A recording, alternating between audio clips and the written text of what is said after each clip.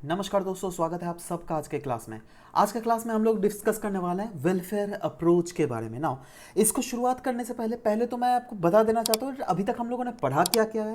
देखो, पहले हम लोगों ने सबसे पहले पढ़ा ज्योग्राफी को एज ए डिस्क्रिप्टिव अप्रोच, जहाँ पर रीजनल ज्योग्राफी की बात की गई। और वहाँ पे हम लोगों ने कैसे पढ़ा, वो एक पैराडाइम के तरह के अगर देखेंगे, कुंस पैराडाइम जो हम लोगों ने पढ़ा ना, तो उसके आधार पर अगर देखिएगा तो ये एक डिस्क्रिप्टिव अप्रोच वाला एक फेज था, जहाँ पर ज्योग्राफी को सब समय डिस्क्रिप्टिव एनालिसिस के आधार पर देखा जा रहा था। बट एक समय ऐसा आया 1950s के तक, जब हार्वर्ड यूनिवर्सिटी में बोला गया, देखो भैया ज्योग्राफी में तो कोई वैल्यू ही नहीं बचा, क्योंकि ज्योग्राफी में अगर आप इन्वायरमेंट के बारे में इन्वायरमेंट ज्योग्राफी में पढ़ लो, ह्यूमन के बारे में एंथ्रोपोलॉजी से पढ़ लो, और एंथ्रोपोलॉजी माफ कीजिएगा, है ना।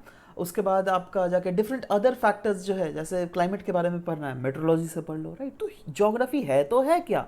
उसके बाद आया एक अलग सा रिवोल्यूशन, जिसको हम लोग कहते हैं क्वांटिटेटिव रिवोल्यूशन।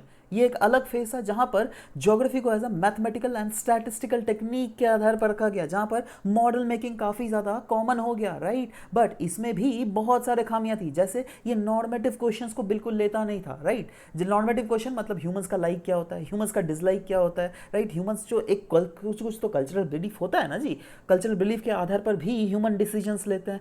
और ऐसे ही बहुत सारे एस्पेक्ट है नॉर्मेटिव क्वेश्चंस को, जिसमें इसको कंसिडर नहीं किया गया था। उसके बाद एक अलग सा रिवोल्यूशन आया, राइट, अलग सा पैराडाइम आया, जिसको हम लोग कहते हैं रेडिकल पैराडाइम या फिर रेडिकल रिवोल्यूशंस। उसमें लेकिन नॉर्मेटिव क्वेश्चंस को जरूर टैकल किया गया। और नॉर्मेटिव क्वेश्चंस को ऐसे रेडिकल पैराडाइम में रेडिकल अप्रोच ले लीजिए, बिहेवियरल अप्रोच ले लीजिए, ह्यूमन अप्रोच ले लीजिए। इन तीनों अप्रोच में कहीं ना कहीं ह्यूमनिस्टिक एस्पेक्ट को ज्यादा फोकस किया गया। बट अभी जो हम लोग पढ़ने वाले हैं वेलफेयर अप्रोच में, यहां पर ह्यूमन वेलफेयर को ज्यादा फोकस किया गया। कैसे दैट सोसाइटी में जो हमारी इनजस्टिस है उसको कैसे हटाया जा सके, क्योंकि इनइक्वालिटीज और इनजस्टिस के कारण ही सोसाइटी एक्चुअली हमारा जो है बटा हुआ है, राइट। वो उसमें हम लोग जो ऑब्जेक्टिव है ना, दैट ह्यूमन वेलफेयर, उस ऑब्जेक्टिव को हम लोग अटेन नहीं कर पा रहे हैं, राइट। इसीलिए वेलफेयर अप्रोच का जन्म हुआ। हम लोग यहाँ पर पढ़ने वाले हैं दोस्तों वेरियस अप्रोच, इसमें पार्ट्स, जिसमें हम लोग वेलफेयर अप्रोच के बारे में तो पढ़ेंगे, बट साथ ही साथ इसके बाद इसके इवोल्यूशन के बारे में हम लोग देखेंगे, राइट। दैट कौन कौन से कब कब क्या क्या थ्योरीज का इवोल्यूशन हुआ। उसके बाद एक कॉन्सेप्ट है पेरेंट ऑप्टिमैलिटी, काफी ज्यादा महत्वपूर्ण कॉन्सेप्ट है दोस्तों। इस कॉन्सेप्ट का इस्तेमाल काफी ज्यादा होता है जब भी आप आंसर्स को लिखते हो, राइट। तो वहां पर भी हम लोग इसके आंसर एस्पेक्ट को देखेंगे। स्कॉलर्स, कौन कौन से स्कॉलर्स थे जिन्होंने वेलफेयर अप्रोच के रिलेटेड ही अपने वेरियस थ्योरीज दिए, उन सब की भी हम लोग यहाँ पर अच्छे से चर्चा करेंगे, ऑलराइट। तो चलिए शुरुआत करते हैं वेलफेयर अप्रोच के तहत, राइट। तो वेलफेयर अप्रोच दोस्तों ये कौन कौन से इश्यूज को डील कर रहा है, जैसे मैंने पहले ही बोला, इनइक्वालिटीज और इनजस्टिस वाले इश्यूज, क्योंकि ऐसा सोसाइटी में देखा जा रहा था ना अब तक ये जो रेडिकल रिवोल्यूशन आया किस लिए आया, it was against the quantitative revolution, it was against the statistical model building technique, क्योंकि माना जा रहा था that statistical model building technique के थ्रू जो है ना, लोगों के पास मॉडल्स के थ्रू लोग ज्यादा से ज्यादा प्रॉफिटेबिलिटी कमा रहे थे। मतलब एक तबके का इंसान बढ़ते जा रहा था, उनका पैसा का रिजर्व बढ़ते जा रहा था। मतलब वो कैपिटलिस्ट सोसाइटी को ज्यादा प्रमोट कर रहा था। अब आप खुद सोचिए, कैपिटलिस्ट सोसाइटी मतलब क्या, एक तबका का इंसान बढ़ेगा बट दूसरा तबका का इंसान जो है उतना ज्यादा नहीं प्रमोट होगा। इसका मतलब कहीं ना कहीं सोशल इक्वालिटीज एग्जिस्ट कर रही है, इनइक्वालिटीज, सोशल इनजस्टिस एग्जिस्ट किया। ऑफकोर्स यार, इसके पास ज्यादा पैसा है, ये तो पूरा सब कुछ को खरीदने का पावर रखता है, राइट। तो ये सब जो है ना, तब के ज्योग्राफर ने देखा, अरे भाई ये तो सही नहीं हो रहा, इसलिए they increased vocal against the failures of quantitative revolution. Quantitative revolution ने जो है ना आपका जाके जो नॉर्मेटिव क्वेश्चंस है उसको बिल्कुल कंसीडर नहीं किया, जो ह्यूमनिस्टिक क्वेश्चंस है उसको बिल्कुल कंसीडर नहीं किया। और यहां पर दैट इज वेलफेयर अप्रोच में तो स्पेसिफिकली मतलब सोशल इनइक्वालिटी, सोशल इनजस्टिस को स्पेसिफिकली फोकस करके इस थ्योरी को प्रोपाउंड किया गया था। और इस थ्योरी में मेन फोकस दिया गया था क्वालिटी ऑफ लाइफ के बारे में। कहा गया दैट देखो, कहीं कोई भी देश का ग्रॉस नेशनल इनकम या फिर नेशनल इनकम ही नेसेसरी फैक्टर्स नहीं होते उस रीजन के डेवलपमेंट को इंश्योर करने में। रादर बहुत सारे ऐसे सोशल प्रॉब्लम्स है, ऐसे बहुत सारे सोशल एजेंडाज है जिसको हम लोग को कंसिडर करना पड़ेगा। दैट इज वहां पर पॉवर्टी एग्जिस्ट करती है क्या नहीं, हंगर एग्जिस्ट करती है क्या नहीं, क्राइम एग्जिस्ट करती है क्या नहीं। क्योंकि देखो, क्वांटिटेटिव रिवोल्यूशन अगर आप लाए हो, इसका मतलब क्या, दैट आप बोल रहे हो दैट इस थ्योरी के आधार पर ह्यूमनिस्टिक वेलफेयर हो रहा है। बट ह्यूमनिस्टिक वेलफेयर कहां पर आप कर पा रहे हो जी। अभी भी पॉवर्टी एग्जिस्ट कर रहा है, अभी भी हंगर एग्जिस्ट कर रहा है, अभी भी उस सोसाइटी में क्राइम एग्जिस्ट कर रहा है। क्राइम एग्जिस्ट क्यों करता है, क्योंकि लोगों को जब इनजस्टिस फील होता है, है ना, रेशियल डिस्क्रिमिनेशन अभी भी हो रहे थे, जेंडर इनक्वालिटीज अभी भी हो रही थी, है ना, कहीं ना कहीं पॉल्यूशन कंट्रोल भी ले लीजिए। जैसे सोचो आप एक दिल्ली में रह रहे हो, राइट, तो दिल्ली में आप देखोगे दैट अमीर अमीर लोगों के पास कार होता है, वो लोग तेल भरवा कर कार से जो है एमिशंस क्रिएट करते हैं, राइट। इससे क्या होता है दैट पेडिस्ट्रल या फिर जो बाइक से जाता है उन लोग को प्रॉब्लम होता है। अब क्या है दैट ये बंदा तो अमीर है, ये बंदा तो कार के भीतर का एसी में बैठकर स्वच्छ हवा, एकदम कैंट प्यूरिफायर का हवा एकदम इनहेल कर रहा है, बट एक्चुअली में जो पैदल चल रहे हैं, जो बाइक से चल रहे हैं, उन लोगों को प्रॉब्लम हो रहा है क्या? नहीं। ठीक है, तो यही सब चीजें फोकस किया दैट एक तबका का इंसान तो रिसोर्सेज का भरपूर फायदा उठा रहा है, बट उसके फायदा के कारण जो नुकसान उसको नहीं झेलना पड़ रहा है बल्कि दूसरे लोगों को झेलना पड़ रहा है। तो ये तो काइंड ऑफ इनजस्टिस ही ना हो रहा है जी। इससे क्या आप एक्सपेक्ट कर रहे हो दैट क्वालिटी ऑफ लाइफ वहां के लोगों का सही होगा? नहीं। मतलब अभी तक जो क्वांटिटेटिव रिवॉल्यूशन में जो एक नैरो अप्रोच के तहत कंसीडर किया जा रहा था सोसाइटल डेवलपमेंट को, यहां पर सोसाइटल प्रॉब्लम्स जो एग्जिस्ट कर रही थी ना, उनको भी इंटेल किया गया और एक ब्रॉडर एस्पेक्ट लिया गया, जहां पर कंसीडर किया गया दैट नहीं, अगर क्वालिटी ऑफ लाइफ कोई भी रीजन का सेम अच्छा है तो हम जरूर बोल सकते हैं दैट हाँ भैया वो सोसाइटी जो है वेलफेयर सोसाइटी है।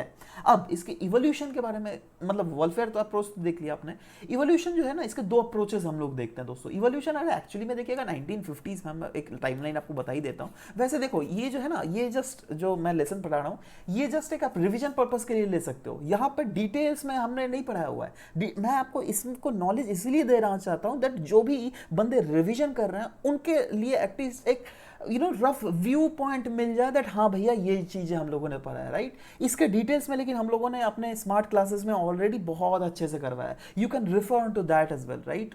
अगर आपको और भी, अगर आप सीरियस स्टूडेंट्स हो, आपको और भी अच्छे से इस कॉन्सेप्ट को ग्रास्प करना है। बट ओवरऑल चलिए आ जाते हैं इसके इवोल्यूशन में।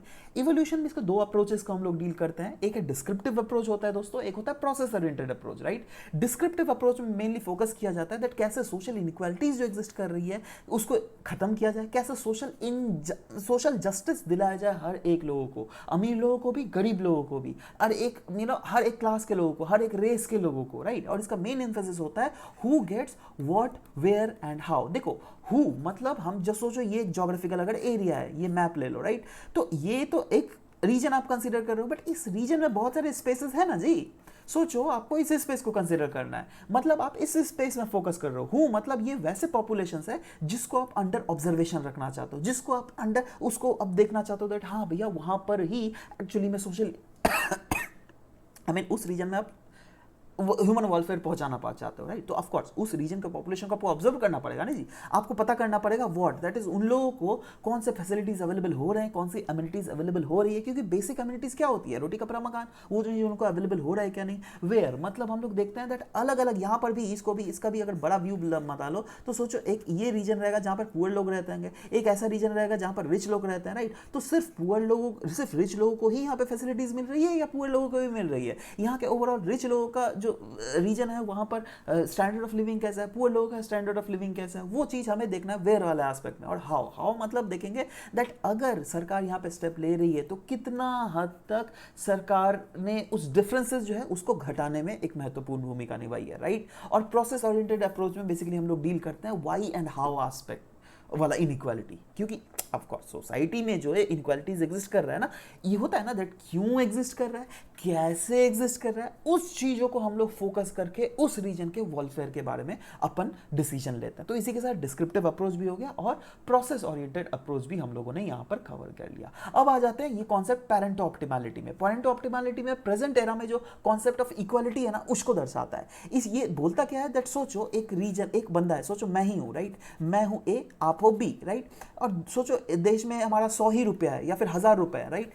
तो ये लाइन जो बताता था ना, ये बताता है that possible distribution of income available. सोचो 1000 रुपए, अगर मैंने सोचो दिन के 700 रुपए कमाए, ऑलराइट, तो it is not possible that आप 300 रुपए से ज्यादा कमा पाओ, क्योंकि दुनिया में तो 1000 रुपए ही है जी, है ना। मतलब मेरे को अगर 700 रुपए मिलेगा तो आपको 300 रुपए मिलेगा। आप अगर सोचो 800 रुपए कमा रहे हो तो मैं हो ही नहीं सकता दैट मैं 200 रुपए से ज्यादा कमाऊं।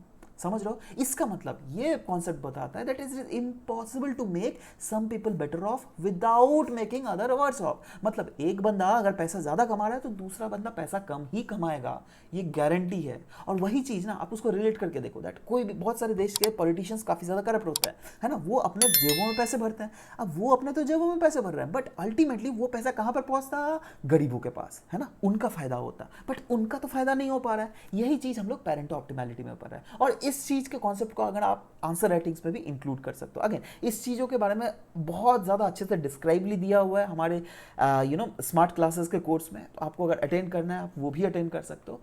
अच्छा, अब आ जाते हैं स्कॉलर्स एसोसिएटेड। देखो वैसे तो पहले स्कॉलर्स थे डीएम स्मिथ, है ना, जिन्होंने अपने ह्यूमन ज्योग्राफी अ वेलफेयर अप्रोच में सबसे पहले सजेस्ट किया गया था इस वेलफेयर अप्रोच के बारे में, ये की टर्म है ना के बारे में। बट इस की टर्म को लेटर एमलगेमेट किया गया डिफरेंट अदर अप्रोचेस जो ज्योग्राफी में है, जो क्या इनइक्वालिटीज के इश्यूज को रेज कर रहे थे। वैसे स्मिथ ने नॉक्स के साथ मिलकर कहा था क्लियरली दैट देखो भैया, ना ही जीएनपी ना ही नेशनल इनकम, ये दोनों ही इंडिकेटर नहीं है क्वालिटी ऑफ लाइफ के, बल्कि क्वालिटी ऑफ लाइफ का इंडिकेटर क्या है? Social justice. जैसे सोसाइटी में एक्चुअली में आपको कितना हद तक जस्टिस मिल रहा है, और वेरियस सोशल पैरामीटर्स के आधार पर क्वालिटी ऑफ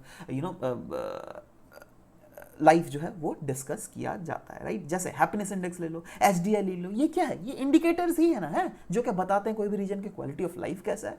वैसे ही थे हैरिस, एक अलग ज्योग्राफर्स थे जिन्होंने क्रिमिनल्स के बिहेवियर को एनालाइज किया था वहाँ के डिफरेंट रीजन के पुलिस के हेल्प से, और इन्होंने पता किया था दैट वो बंदे क्रिमिनल्स वो क्रिमिनल एक्टिविटी करते क्यों हैं?